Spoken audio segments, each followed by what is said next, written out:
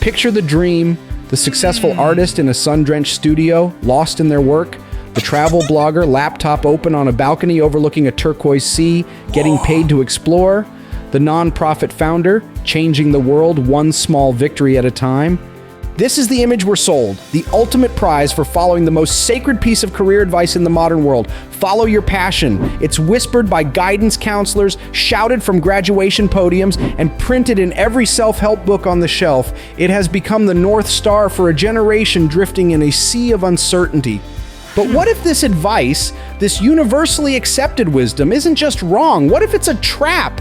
What if the relentless pressure to discover and follow some pre-existing passion is the very thing fueling the anxiety, burnout, and financial precarity that defines so much of modern work?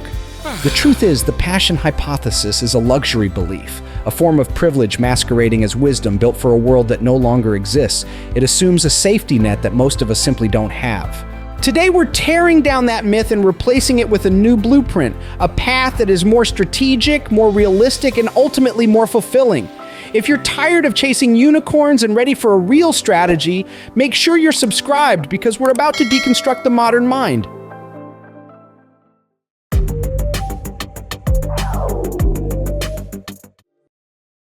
One, the passion fallacy. Why follow your passion is a trap. The follow your passion mantra is built on a fundamental misunderstanding of how human satisfaction actually works. It frames passion as a pre-existing object, a rare glowing butterfly you must discover and catch. This immediately creates a problem. What if you haven't found your butterfly yet? The advice leaves you feeling lost, anxious, and defective before your career has even begun. Psychologists call this the chase the butterfly problem. It sends you on an endless, frustrating hunt for a perfect job that matches a feeling. But for most people, that feeling is vague, shifting, and ill-defined. From here, the trap tightens into what we can call the scarcity trap. The passion hypothesis implies you have one true passion waiting to be unearthed. That creates immense psychological pressure. You start asking toxic questions. Is this my true passion? Do I love this enough? This mindset makes you hyper-aware of every frustration and imperfection in your job, leading to chronic dissatisfaction and job hopping as you search for the next perfect fit that never materializes. Research on the psychology of passion shows this constant pressure doesn't inspire, it corrodes. It fuels anxiety and negative emotional states as the obsessive need to find the one collides with the messy, imperfect reality of work.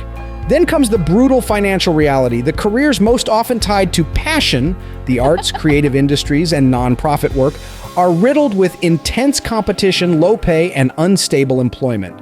While some creative roles like art directors can indeed be lucrative, many others, floral designers, photographers, and similar professions, have median wages below the national average.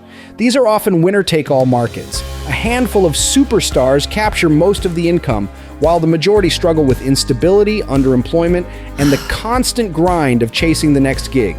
The nonprofit sector, while meaningful, faces the same challenge.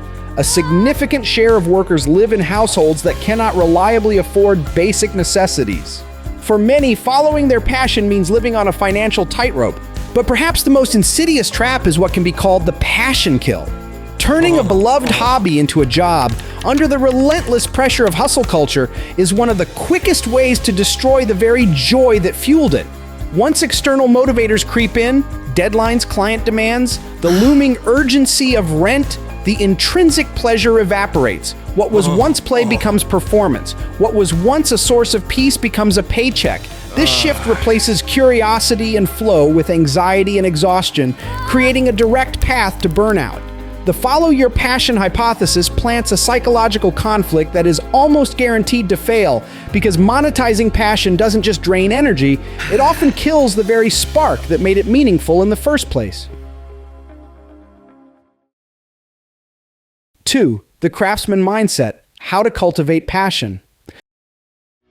So if chasing the passion butterfly is a trap, what's the alternative? You stop chasing, you stay put, and you start gardening. You cultivate your passion.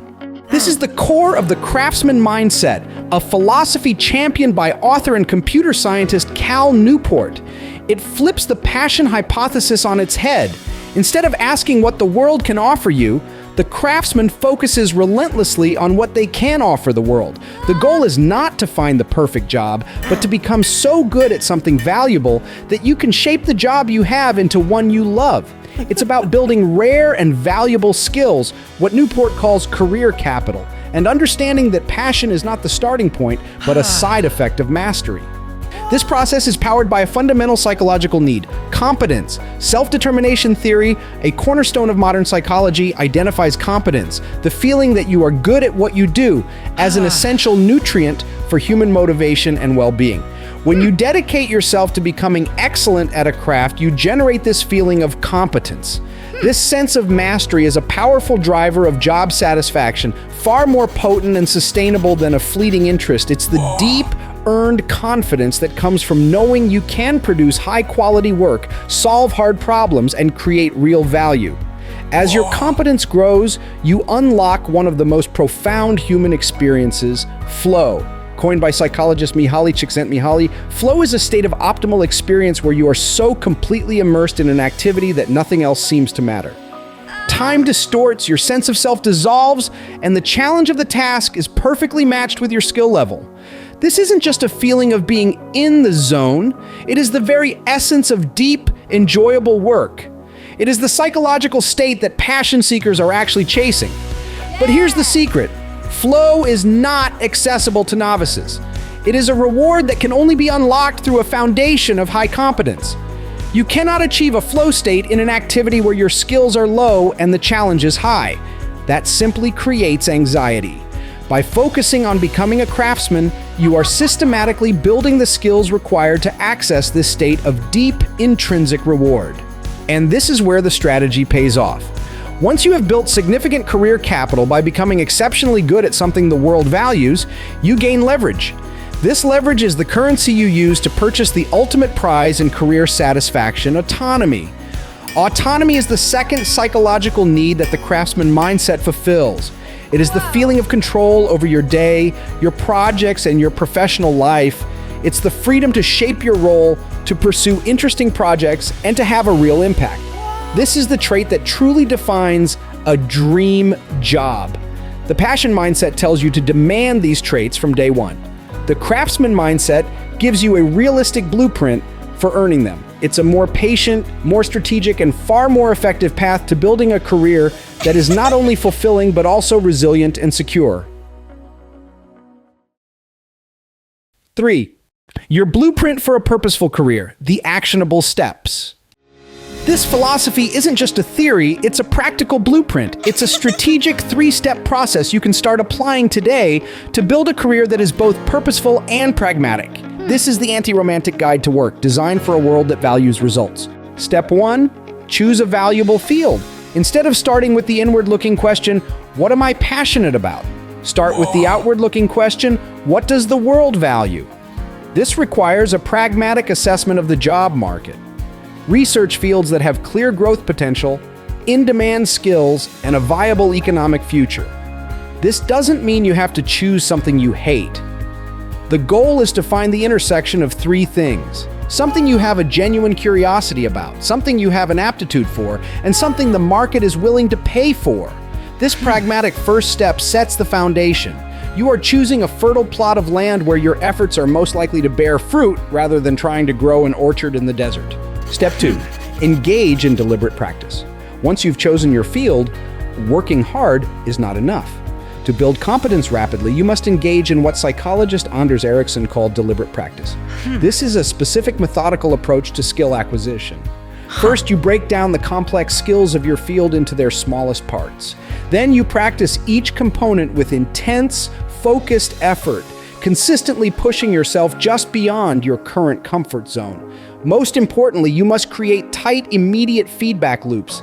This could be through a mentor, a coach, or even by recording and reviewing your own performance.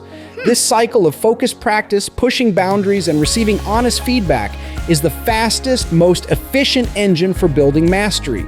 It's the difference between playing the same song for 10 years versus systematically mastering new, more difficult pieces. Step 3, gain leverage and cash in your capital. As your skills grow and you become demonstrably valuable, you begin to accumulate career capital. Now it's time to leverage it. This is where you strategically trade your rare and valuable skills for the traits that define a great career. This isn't just about negotiating a higher salary.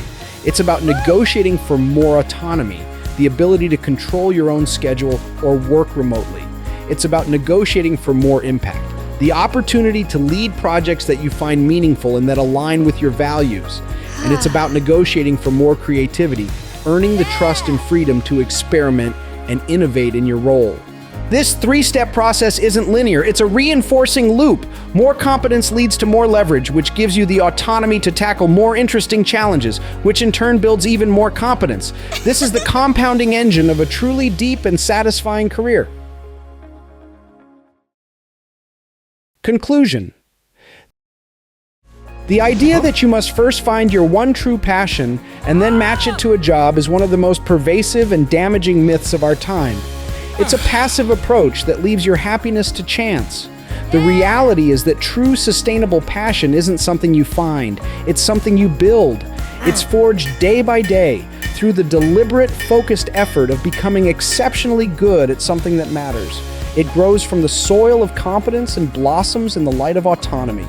This new blueprint puts you back in control. Your career satisfaction is no longer a matter of luck or a lightning strike of inspiration. It is the direct, predictable outcome of a strategic journey. Blueprint for a future-proof career, but what do you think? Has follow your passion worked for you, or do you see the wisdom in cultivating it? Share your story in the comments below. And if you're ready to stop guessing and start building a career that matters, subscribe to GenShift for more strategic intelligence for the modern world.